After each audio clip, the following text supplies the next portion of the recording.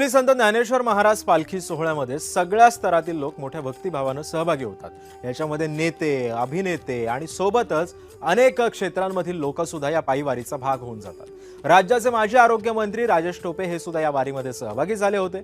आपल्या मतदारसंघातील दिंड्यांमधून ते पायी वारी मार्गावरती ते दिसून आले। ते प्रवास करतायत गेल्या 20 वर्षांपासून। टोपे यांनी ही प्रथा सुरू ठेवली आहे आणि त्यांच्याशी संवाद साधलाय आमच्या प्रतिनिधींनी। पाहूया।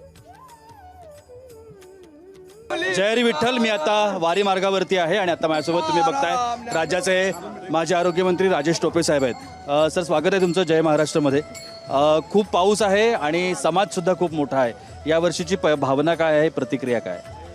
नाही, आनंदाचा सोहळा आहे। मी मागच्या जवळजवळ 2001 पासून येतोय आणि मला खूप आनंद आहे। मागच्या 20-25 वर्षामध्ये दरवर्षी सहभाग होत असताना यावर्षी मला असं वाटतं अधिक जास्त उत्साह वाटतोय आणि सोय पण बऱ्यापैकी चांगली झाल्याचं मला जाणवतं। पण एक नक्की आहे की हा सोहळा प्रत्येकाला भेटलं तर एकच वाटतं की आपलं सगळे ताण तणाव, आपल्या सगळ्या अडीअडचणी विसरून एका भक्ती मार्गाने माणसं जे महिनाभर देतात, काही वेळेप्रमाणे आठवडा देतात, काही 4 दिवस देतात, मी पण 2-3 दिवस देतो। तर या पद्धतीनं हा माझा दरवर्षीचा सोहळा आहे। माझं आत्ताच विठ्ठलाचं दर्शनसुद्धा झालं। पाऊस मराठवाड्यात नाही आहे म्हणून मी माझ्या भागात पाऊस मनापासून भगवंताला प्रार्थना आहे की एल निनो वगैरेचा कुठलाही इफेक्ट येऊ नये आणि भरपूर पाऊस पडावा।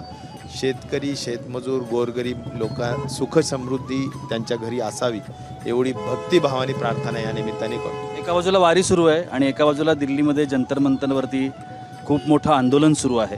या आंदोलनाच्या निमित्तानं तुम्ही राज्याचे मंत्रीसुद्धा राहिलेला आहात। कशा पद्धतीनं पाहता या आंदोलनाकडे? मला असं वाटतं तरुणाईमधला जो रोष आहे त्याची दखल केंद्र सरकारने घ्यायला हवी।